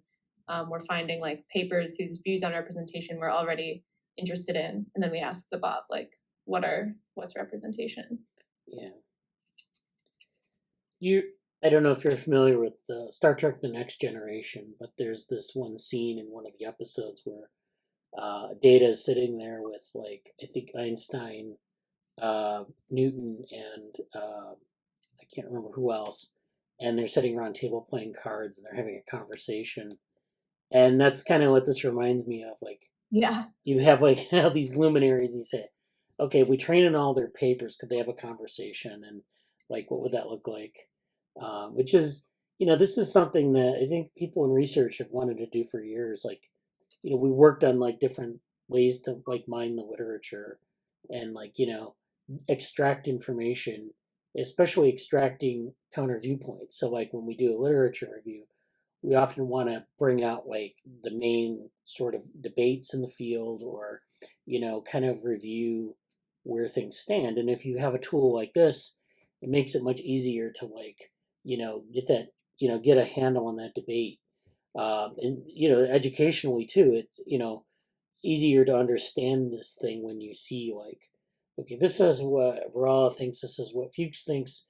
If they were talking, what would they say? Or if like you had someone from the past, someone who's long dead, and they had a conversation with someone who's living, how would that interaction go? We don't really know, but this would give us some indication. So it gives us a lot of insight into like, if you take these writings, what do they mean when they kind of encounter each other?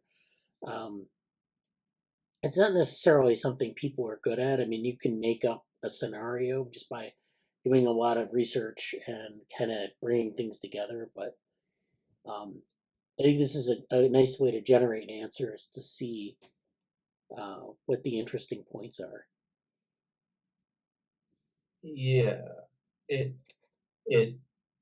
It's yes. I think that the fruit of it is along those lines. I think the Star Trek example is a good thing in the sense of even particularly because like when I like Anil Seth, if there was an Anil Seth bot right now, I could ask it certain questions about like Anil Seth, what do you make of representation? What do you make of, how disappointed are you to find out that your protege is illusionist? That's a bit of a joke because of something that happened in the event, but like I don't have any context. I have no context. Ooh, maybe I should incorporate this in some of my frontier mapping stuff actually. But like I have no particular I have no context for certain. If you have no context for anybody and you can find a bot on them and ask them some general questions, they can start isolating or identifying certain landmarks in their viewpoints. If it's done right, obviously. And that might be quite a useful thing to kind of have something. It's almost like in like like the universe concept of like the Marvel Cinematic Universe, or whatever. You can go to like this Wikipedia, like fandom Wikipedia pages and saying, oh, in this universe, or in Dungeons and Dragons universe, or in the, you know, Batman universe, DC universe, like both, like you can, within this universe, what does this mean? And I feel like, well, the Levin bot concept is at least something that can offer a little bit of a communicative channel between those universes. Yeah. And then it'd be fun, like, then it'd be fun to make it like, what would one, you could make one about an author's, like, what is this author's view? Or like representation bot would be like, what's a bunch of authors' take on this concept? That might also be quite useful, or interesting at least, to do the same thing in a different way. So yeah, cool stuff. Yeah. So yeah, I mean, that's something, you know, you can play around with. Let's see. Yeah, it's adorosario.github.io Levin bot. So it's in the Slack. I can't remember what channel, but it's, you can play around with that. And then, like, you know, I don't know, we could get in touch and see if we could. This would be something, as Jesse said, for an intern to play with, and maybe train a custom model, so we could do something like that. And that would be a nice project. Oh, sorry, but yeah, definitely. That would be a huge, like, there's so many authors, even just making, literally doing a Levin bot that was like a Neil Seth bot, a Fuchs bot, a Varela bot, a, you know, Jeffrey Hinton bot, you know, a Joshua Bengio bot would be cool stuff to do, or Lisa Feldman Barron bot. Why not? Yeah. Yeah. So, any questions before we move on?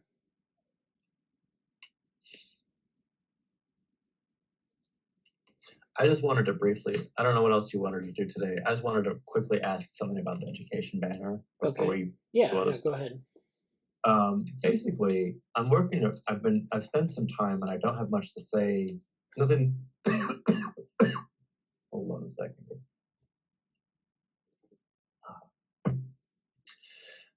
I've been trying to put together what I want this page to look like, and because for reference, I guess we'll say I don't know. I mean, there's this website. We have our main website. We have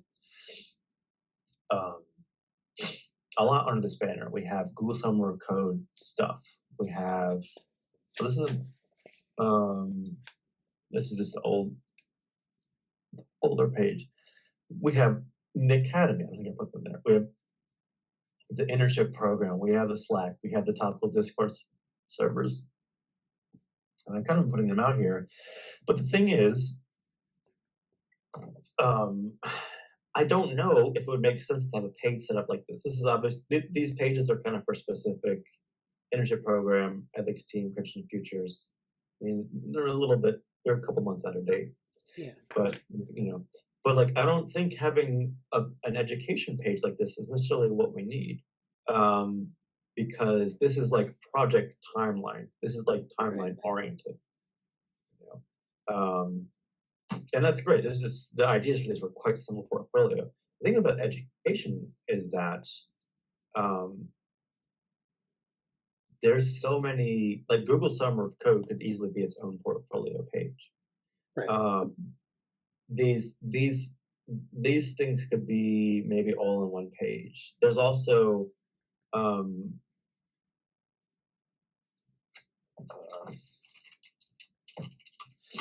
like the course, like the coursework that Bradley's going through this week's here. There's also our unstructured efforts.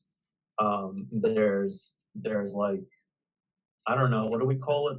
Epistemological directories. Yeah.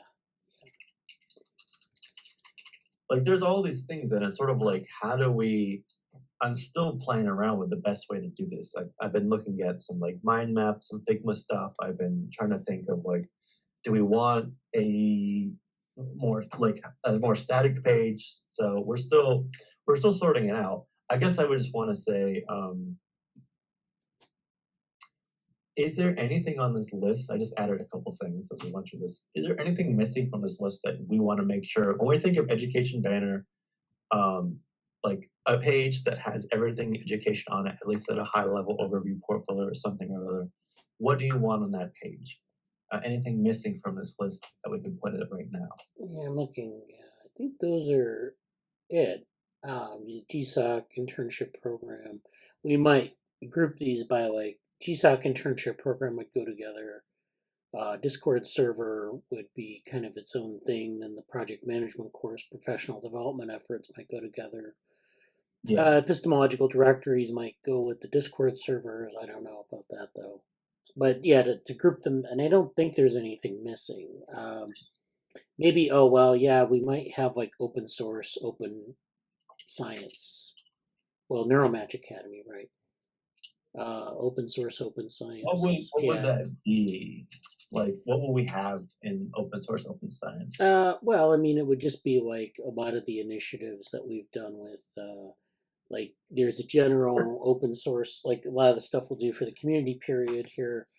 I don't know if we have anything that's really on the website right now that we want to put in there, but oh well, there is this open science, open source, and collaboration. We might like have, well, we want to have an education component to that, but we also want to have a project component. So this is actually maybe an education component. This is like all the posts on Open Access Week, and that's open access, open science, open source, basically. Okay. Let's copy this for the time being. Cause yeah, I think I was looking for this. Okay, and these are like the projects. Yeah. Okay. Yeah.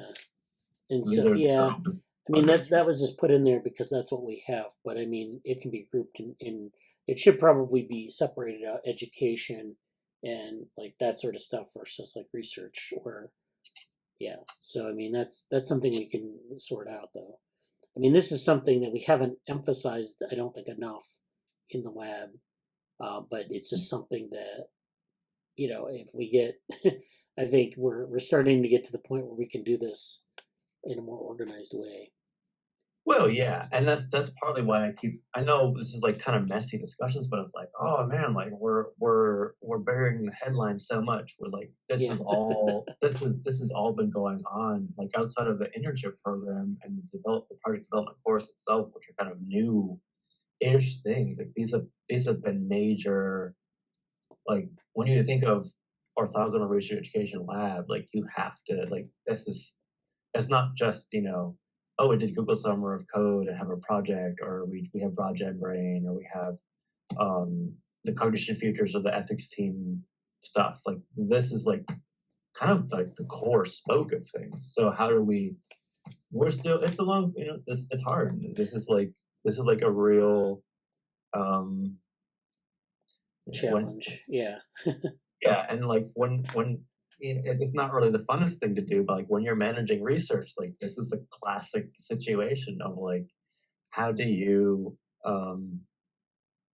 structure this? We were talking about, what was it, like Open-ended stuff like that. Yeah, like, yeah. This isn't exactly. I don't think it's fair to say that necessarily, but like you have this. How do you bring some clarity, at least at a high level, to someone else to demo or deploy this? Like how do you show this is happening? It's hard to do. So I really wanted to spend a few seconds on that because yeah, just to kind of run that by you. But I think my plan is I think I'm still gonna try to make a version of I think I'm gonna try on this page to make a banner, maybe more like just the home page outright, like something that has, yeah, this might actually work. I could just kind of do a big old thing like this. We'll see. But like having some place where we can put it all in one spot, I think will be a worthy challenge to continue to work on. So I'll keep up with that. yeah. That's pretty much what I had for this. I guess the only other thing I would say, which is kind of related in a new business sense, I know we're kind of at the end of the line here, but I do want to make a discussion series in some form. I don't know what it's going to be. I have visions of like Commonwealth Club. I don't know if I want to do the podcast route because that's a lot of stuff, but like some discussion where it's just people talking. It can literally be us all talking in a meeting just like this right now that's recorded and say, hey, here's a structured, semi-structured discussion. I can moderate, host, whatever on.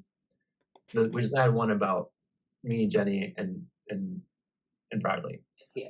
We've had stuff about, it'd be cool to have, it'd be fun even if we made like a representation bot where we have a representation bot, we ask questions and we talk about it like based on the reading group. Like there's a lot of things like this where we're just like, these discussions that are really cool. And I think we could do things like that. So yeah. To be continued. Well, that sounds great. Yeah, I just had a couple of things to follow up on. Well, one more thing that was kind of interesting this week. So the Twitter account for the lab has this little thing. I put this down. This is kind of cheeky, but Markdown is all you need. And it was just like the idea that, we do a lot of things in Markdown and it's like participatory and that. And then I found out that like in Bing's AI, they have this issue where it turns out Bing's AI has a thought process and it's mostly Markdown. This is how Bing thinks. Learned from 3 days worth of prompt injections, a thread, and then this is a thread about that.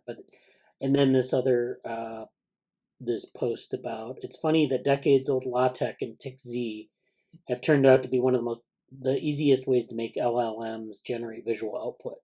Text formats for the win. So TXZ is like something you use for generating things like Matplotlib and things like that. So there are these text formats that have been sitting around, and we talked about that in the some of the earlier lectures on project management about like Markdown and how they're related to text formats, and the idea was to format text in structured ways, and this is a major part of like not only building things on the web, but also apparently generating things in large language models. So who knew? Well, I mean, now we know, but another thing I wanted to point to, and I'm not going to get into this too deeply, is we've had some discussions on Bayesianism and how it's connected to different things, different types of methods in artificial intelligence. So we've talked about Bayesianism. We know what Bayesianism is. We know we've had a talk Bayesianism versus Connectionism, and this was back in 2021, early 2021.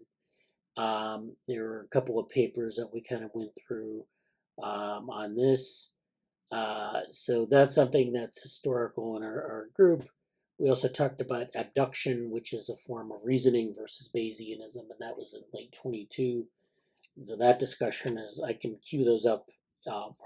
Maybe I'll put a blog post together on that, where we talked about these different things, where abduction is where the intelligence is trying to reason things, not deductively, but abductively.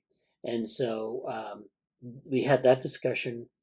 And so this is something that Jesse found. I guess this was this week in the Slack. I found that actually buried deep in our old GitHub issues. Yeah. I thought, so this was about, I'm starting to get the feeling that the big intellectual conflict of the next decade is going to be Bayesians versus cyberneticists. So not the connectionists, not the abductionists, which are people who think that, the AI should reason in an abductive way instead of a deductive way. It means putting things together. It's kind of like what large language models do, except it's a more formal form of reasoning. And so he's arguing that this decade is going to be the Bayesianists versus the cyberneticists, which is to say verificationism versus falsificationism with better mathematical tools. So he's going back to like philosophy and then as this person would say, Norbert Weiner did nothing wrong. So, but this was a discussion, and I thought that we had done a discussion on that in the group, but I can't find the notes for that. We circled around it a lot. What? Yeah. We circled around it a lot. I don't know if we made like a formal artifact around it anywhere. Yeah. Well, I mean, I thought we had a discussion in one of our meetings. It was like Bayesian versus cybernetics but I can't find that right now, and I can find it later maybe. But what's interesting is that there are these debates where you have Bayesianism versus something, and so one thing that came out that I found this week was a paper from the journal Dynamics. This is enhancing Bayesian approaches in the cognitive and neurosciences by a complex dynamical systems theory. And so this is where you have Bayesian and not versus dynamical systems, but I guess in conjunction with dynamical systems. So this is, so the abstract of this paper reads, in the cognitive and neurosciences, Bayesianism refers to a collection of concepts and methods stemming from various implementations of Bayes' theorem. And this is where you have an empirical distribution, you build a prior, and then you look at the world, you make observations, you try to match it to the prior. You normalize the prior by those observations, and you end up with a posterior. And then that posterior can either update the prior, or you can use the posterior in other ways. And so that actually does seem like it would be, sort of at least amenable to a dynamical systems approach, but it isn't dynamical systems in the same way, because dynamical systems theory is concerned with producing a trajectory, and oftentimes it's a continuous trajectory. So it's a different type of distribution. In Bayesianism, we often think of independently distributed data. In a dynamical system, it's time-dependent data, so it's a time series, one point being dependent on the last point. And so, but in Bayesianism, we have that as well. It's just with the prior and the current observations, and then the posterior updating the prior. So it's an interesting relationship. Bayes' theorem has been fruitfully applied to describe and explain a wide range of cognitive and neural phenomena. So visual perception, neuropopulation activity, and is at the core of predictive processing. Despite these successes, we claim that Bayesianism has two interrelated shortcomings. The first is that its calculations and models are predominantly linear, and noise is assumed to be random and unstructured. And this is versus deterministic. So we have this, sort of issue with noise and nonlinearity. And so these are two interrelated shortcomings. We outline ways that Bayesianism can address those shortcomings. First, by making more central the nonlinearities characteristic of biological cognitive systems. So this is discussing these nonlinearities. And then second, by treating noise not as random and unstructured, but as the kind of structured nonlinearities of complex dynamical systems. And examples would be chaos and fractals. So we provide bistable visual percepts as an example of a real-world phenomena that demonstrates the fruitfulness of integrating complex dynamical systems theory in Bayesian treatments of perception. And so this is, if you're familiar with the bistable images, it's where I have like an image of like a wine decanter, and then if I look at it differently, it's like two faces facing each other. So it's like, the shape is like ambiguous. It could be one thing, it could be another. Another one is like, I think it's like a duck and like a platypus. If you look at like the face of a duck versus the body of a platypus, they're very similar shapes, and so you just have to focus your eyes in different ways. And so I like this, the kind of way they put this together. They're talking about nonlinearity, they're talking about noise, and then resolving the noise by kind of understanding it as a complex dynamical system. So they kind of go through, Bayesianism, the history of it, the applications of it. This is, again, your internal model, which is inside the head. There's prediction error, and then you have the unpredictable environment, which, of course, when you make a prediction, it's either correct or incorrect. That error then can be integrated into future model, the future state of the internal model, so the prediction is improved. But when you have things that are unpredictable, sometimes you have things that are out of equilibrium. So your Bayesian model will focus on things that exhibit small changes around a mean, and that's when it's most effective. And if there are large changes outside that mean, then it's maybe less effective. But the thing is that complex dynamical systems help you with that because they account for these large fluctuations. And so, you can have things like attractors and other types of structures that can help you resolve some of these fluctuations. So this is showing the normal distribution here. This is, again, the domain of Bayesian models where you have this, it's usually based on a normal distribution. This is your prior, usually looks like this. You're acquiring data and you're putting it in, you're not putting it into the model directly, but the idea is that your observations make the most sense when they're in this sort of normal distribution regime, that things are within this mass of the distribution and not in the tails. Because when they're in the tails, we can't really predict them very well. Plus, we can't really characterize them. They're rare events out here, and there's a reason why it's a tail. So, if it's in the mass of the distribution, we can integrate it into the prior more easily. And then again, when you have a lot of things that are fluctuating over time, when there are things that, change state, the things are going to end up in the tail here, and you're going to have more problem integrating them into the model. And so, they talk about things like different types of noise, historical variation, and things like that. And then, of course, dynamical systems maybe can come to the rescue. That's what they're proposing by creating, moving from a linear model to a nonlinear model. So they talk about linearity in Bayesian modeling, and this is an example of a hidden figure. So this is a Dalmatian and a background of visual noise. You can't necessarily pick the Dalmatian out directly. You might think it's like, this is the head and this is the tail, but this is actually the head and this is the tail. When you fixate on the image, sometimes you'll see something different unless someone tells you where it is, and then you can find it. So this is the kind of problem you have with these bistable images, that they can be interpreted in different ways depending on how you fixate on it, the details you pay attention to, and so forth. This is an example, of course, of a nonlinear problem or an out of equilibrium problem. Sometimes in machine learning, we call it out of distribution problems that are related to this. So, dynamical systems to the rescue here. You can build a dynamical system, you can deal with nonlinearity, and so now they start to get into complex dynamical systems theory, describing it.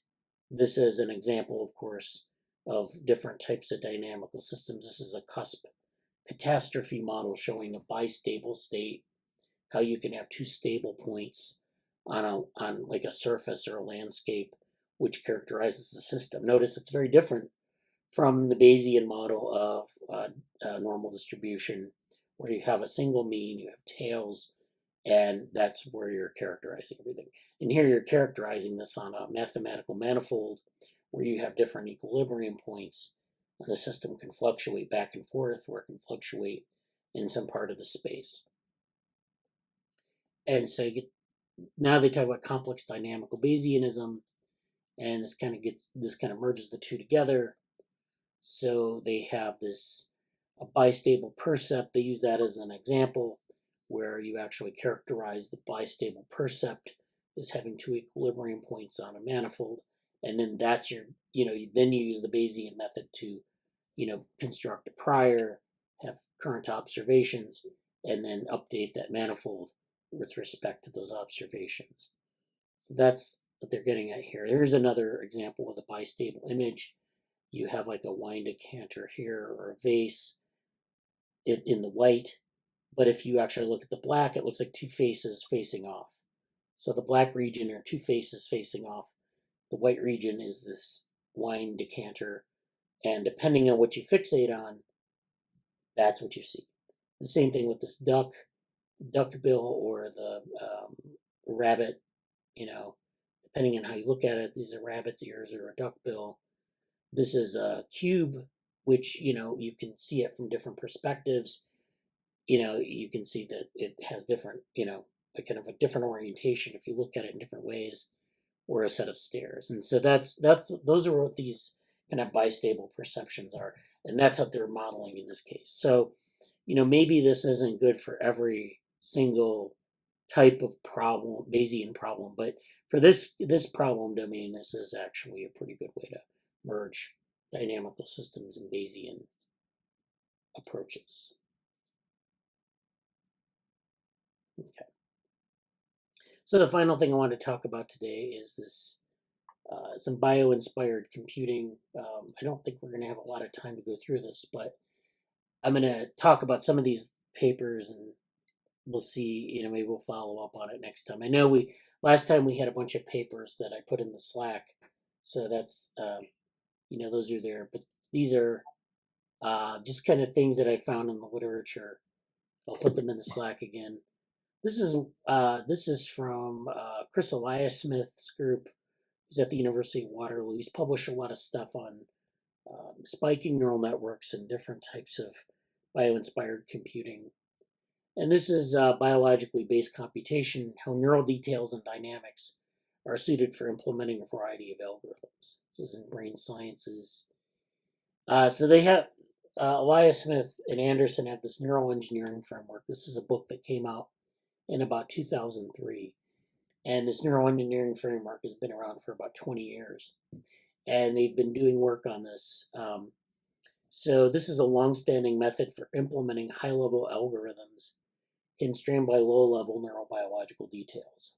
So this is where you have these neurobiological models, but they serve as sort of the lower-level processing, and then you use higher-level algorithms on top of that to sort of abstract away what you need from the neurobiological model and do computations. It's a bit like how people think the brain works. We argue that, well, you have neurons, you have synapses, you have dendrites, you have these glia, as we talked about last week, and those are all things that are working in a system, and we can extract an algorithm from that to describe how that works, how that processes information.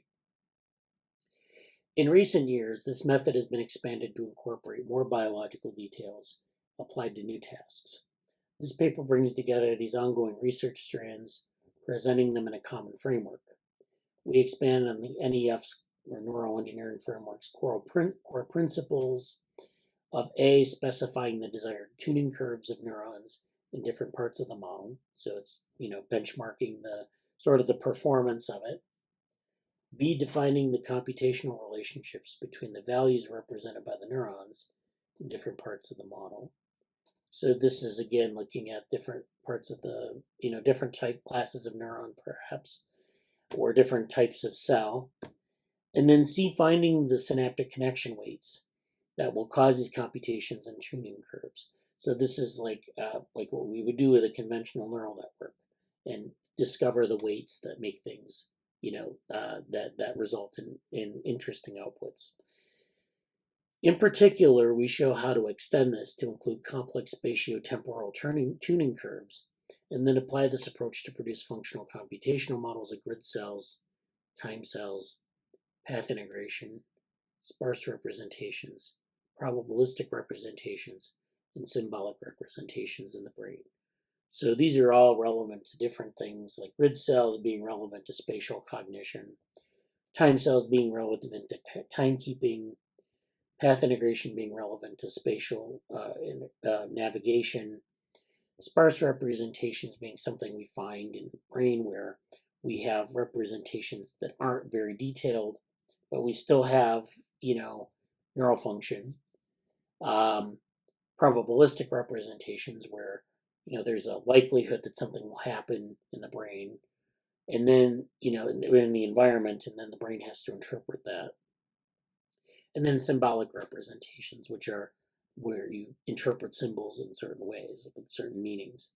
So these are all things that we're very interested in terms of artificial intelligence, and kind of coming up with these kind of applications of this neural engineering approach. And so it kind of walks through this. And if you're really interested, I don't know if I have a copy of the book, but this is a book that he published in 2003 that kind of, it's one of these things where he's proposing this alternate framework, and he's kind of fitting it to neuroscience experiments and different models of the brain and so forth. So this is an interesting paper with respect to that. Another paper this is something that's been sitting around for a while. This is from Andrew Adamatsky and colleague Nick Roberts. And this is a paper on mining logical circuits in fungi. So in the last paper, we talked about how the brain processes information. You have this bio-inspired layer, and then you have this algorithmic layer. In this case, we have fungi, which don't have a brain. They do some sort of information processing, perhaps, and they have a genome that does things. And we mentioned last week that the genome, it produces or processes information, maybe not like the brain, but it does things that are, it also has electrical activity, and that processes information as well. So if you don't have a brain, you can still process information. And so you can use that actually to build something that approximates an intelligence. So this is mining logical circuits in fungi. So the abstract reads, living substrates are capable for non-trivial mappings of electrical signals due to the substrate nonlinear electrical characteristics. This process can be used to realize Boolean functions. So they can use these electrical signals in the substrate of these fungi. So these fungi are, living in this collective, and they're transmitting these electrical signals as communication, and you can actually extract Boolean functions out of these. Input logical values are represented by amplitude or frequency of electrical stimuli. Output logical values are decoded from electrical responses of living substrates. We demonstrate how logical circuits can be implemented in mycelium-bound composites. So these are these fungi, and they can extract logical circuits, which means that signals come together and form these Boolean logic gates. And if you're familiar with logic gates, you know what I'm talking about. If not, just think of this as having multiple outputs or multiple inputs that have to be of a certain state to produce a certain output. So there are different types of logic gates that you can use. And, it's exciting when you see this in nature, because you think, well, they're doing things like the way we've extracted this for digital computers. But, this is interesting work. I don't know, what that means, that we can find, discrete logic gates in living systems. If that means that's actually what they're doing, or is it that we're actually able to extract the circuitry from whatever the communication they're doing or information processing that they're doing. We show that the mycelium-bound composites can implement representative functions from all classes of cellular automata complexity, including the computational universal. So again, we're using these cellular automata models that can, do all these different types of logical analyses and logical functions, and they can actually do, so they match up with what you can see in cellular automata. They match up with these different complexity classes. And this is really interesting, because what's been proposed by some people is that cellular automata, the functions that cellular automata can produce, represent sort of universality classes, meaning that if you could model it in a cellular automata, these logical functions or these different rules that get implemented and form patterns, that they're applicable to any system in the world, any living system, any artificial system. It's a very deep claim, very fundamental claim, but that's why they're doing the cellular automata work. The results presented will make an impact in the field of unconventional computing, experimental demonstration of purposeful computing with fungi, and in the field of intelligent materials as the prototypes of computing mycelium-bound composites. So they want to make a computer out of fungi. And so this is the fungi here. It's a mold. It's, something you want to keep off of your computer in most cases. But what they're trying to do is measure the computational capacity of these fungi. And so these little collectives here that you see. And so this is the mycelium. You have this hooked up to a PC, and you're able to measure these electrical potentials. These are the different inputs into the mycelium substrate. This is some of the trace from the electrical activity. And then this is what they're outputting they're taking these traces, they're thresholding the signals, and then they're producing these logic gates. So they're producing these digital outputs from this continuous signal, and they're able to construct logic gates that conform to these rules of logic gates. So that's how they're doing that. Then they're able to sort of look at these in cellular automata. So these are cellular automata where you have a bunch of squares, and over time you can evolve these according to simple rules that are local to the cells, and they unfold and then they form these patterns. So, there are different rules that say, cells should interact with its neighbors in a certain way and turn on or off. And then over time, you can simulate these and produce these patterns, which represent a rule that's applied across the model. And that can describe complexity across living systems. You can extract the rules from the activity of these logic gates and then see the same result in cellular automata. So they're doing the same sort of thing in the living system that they're doing in these cellular automata. And the idea is they're producing this order from these rules. And so that's what universality means. And so that's that paper. Then in the last 5 minutes, I'm going to just kind of highlight this paper, but I don't want to get into it too much because I think it's worth doing an entire session on next week, because this is something we've talked about. This is applying development in terms of behavior, in terms of ethology, specifically to robotics. And so this talks about developmental autonomous behavior. This is where they're looking at a machine acquiring new skills and behavior from its birth to maturity without human intervention. So this article describes the principles of behavior development in machines, providing a practical framework to analyze and synthesize machines with developmental capabilities. This is Satoru Isaka, who's at Vision Del Mar, and it's a private company. So he's thinking about robotics, thinking about development from a behavioral perspective, and specifically from ethological or animal behavior perspective. Inspired by biological views of behavioral causation, the work emphasizes principled explanations to not only the how question on mechanisms, but also the why question on causation of behavior development. This ethology-oriented perspective offers a renewed opportunity to construct a theoretical framework from the ground up, overcoming the age-old problems of intrinsic motivation and symbol emergence in autonomous machines.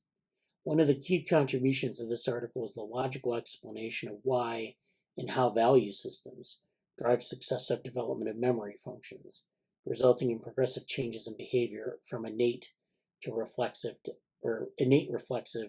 episodic, procedural, and autonomic behavior.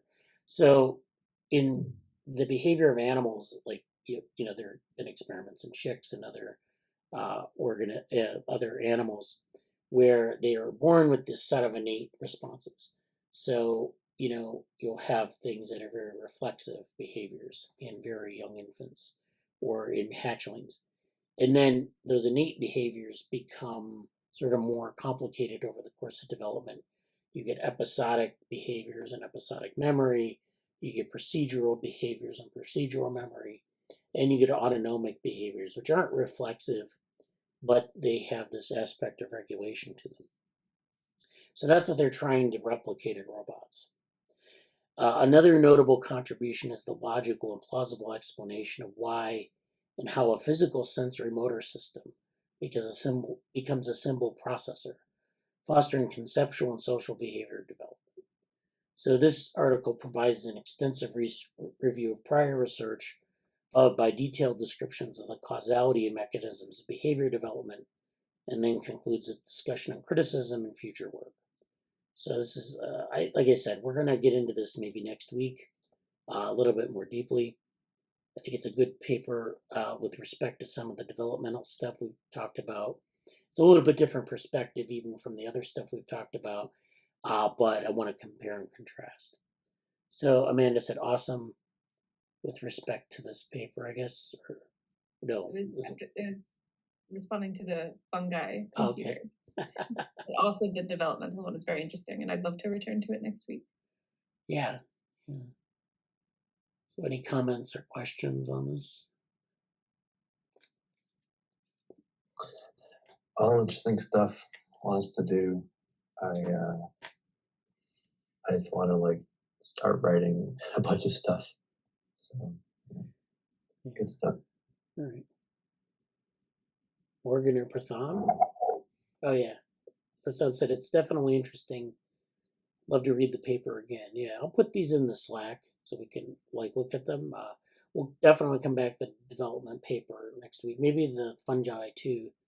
That'll foster some discussions. Yeah. Yeah, there's a thumbs up floating. All right.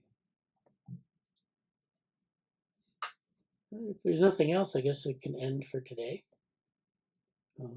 Okay. Talk to everybody next week. Great. Take care. Take care. Yeah, talk to you soon. Talk to you soon. Bye. Bye. Take Bye. care. All right.